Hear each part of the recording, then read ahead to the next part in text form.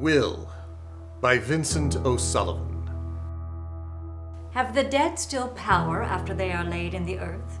Do their closed eyes become menacing beacons, and their paralyzed hands reach out to scourge our feet into the paths which they have marked out?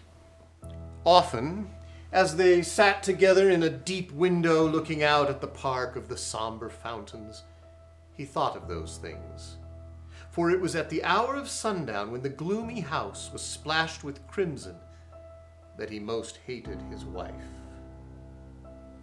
They had been together for some months now, and their days were always spent in the same manner, seated in a window of a great room in which a curious, decaying scent of lavender ever lingered. For an hour at a time he would stare at her intensely, as she sat beside him, tall and pale and fragile. If by rare chance they wandered abroad and moved beyond the gates of the park of the somber fountains, he might hear one passenger say to another, "How beautiful she is!" And then his hatred of his wife increased 100-fold. So he was poisoning her, surely and lingeringly, with a poison distilled in his eyes. He was drawing out her life as he gazed at her, draining her veins, grudging the beats of her heart. His hate was a poison which he poured over her white body. With exultation, he watched her growing weaker and weaker as the summer glided by. And when in the autumn there came upon her 2 long faints which resembled catalepsy, he felt the end was at hand. The doctors had gone away with death on their lips, and they were left alone. You have your will. I am dying. My will? Hush.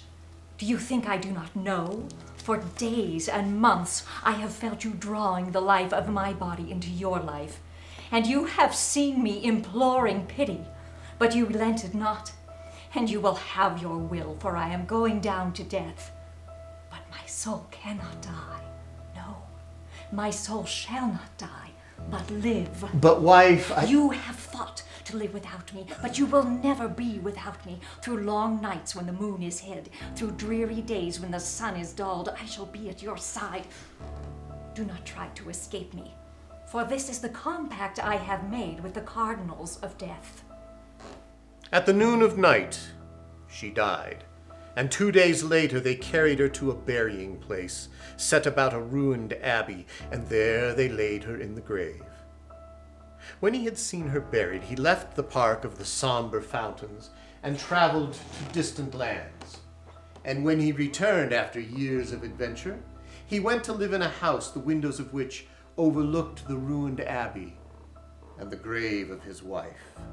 And here he spent dreaming days and sleepless nights, nights painted with monstrous and tumultuous pictures and moved by waking dreams. Phantoms, haggard and ghastly, swept before him. He was haunted by women who prayed him to have mercy, always women, and sometimes they were dead. On a night which was the last of the moon, he heard a singular scraping noise at his window. And upon throwing open the casement, he smelt the heavy odor which clings to vaults and catacombs, where the dead are entombed. Then he saw that a beetle, enormous and unreal, had crept up the wall of his house from the graveyard and was now crawling across the floor. With marvelous swiftness, it climbed on a table, and he perceived, to his horror, that it had 2 red eyes like spots of blood. All through the night that was like a century, all through the pulsing hours did he sit oppressed with horror, gazing at the unutterable slimy vermin. At the first streak of dawn it glided away, leaving the same smell of the charnel house. But to him the day brought no rest, for his dreams were haunted by the abominable thing. All day he felt that he was engaged in a conflict, unharnessed and defenseless, all day, till the dark night came, when he observed the abhorrent monster crawling slowly from the ruined abbey. And this night and day were the type of nights and days to come. At dawn, he would go forth into the graveyard and stand before the iron gates of the vault. He would cast into the vault things of priceless value, skins of tigers and of leopards, gems that were the ornament of pharaohs, tusks of elephants, and corals that men had given their lives to obtain. Take these, O avenging soul. Leave me in quiet. Are these not enough? And after some weeks he came again, bringing a consecrated chalice studded with jewels, filled with the rare wine of a lost vintage. Take these, O implacable soul, and spare thy bondman. Are not these enough?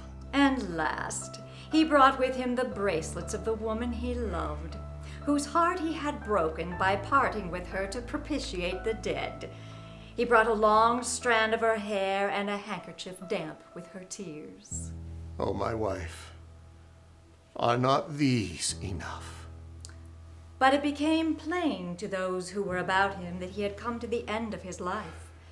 And at the supreme moment, with an anguish far more intense than that of the lover who is torn from his mistress, he gave up his soul.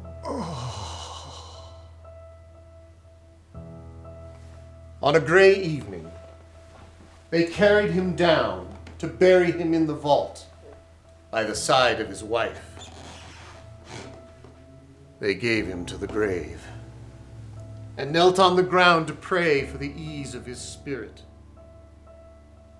But as they prepared to leave the precincts of the abbey, a dialogue began within the vault. You are come. Yes, I am come. I yield myself to you, the conqueror. Long have I awaited you. For years I have lain here while rain soaked through the stones and snow was heavy on my breast. I have lain here in the company of the worm. You did nothing but what I willed. You were the toy of my dead hands. Ah, you have stolen my life from me, but I have stolen your soul from you. And is there peace for me now, at the last? Peace is not mine. You and I are at last together in the city of one who queens it over a mighty empire. Now we shall tremble before the Queen of Death. The watchers flung aside the gates of the vault and struck open the two coffins.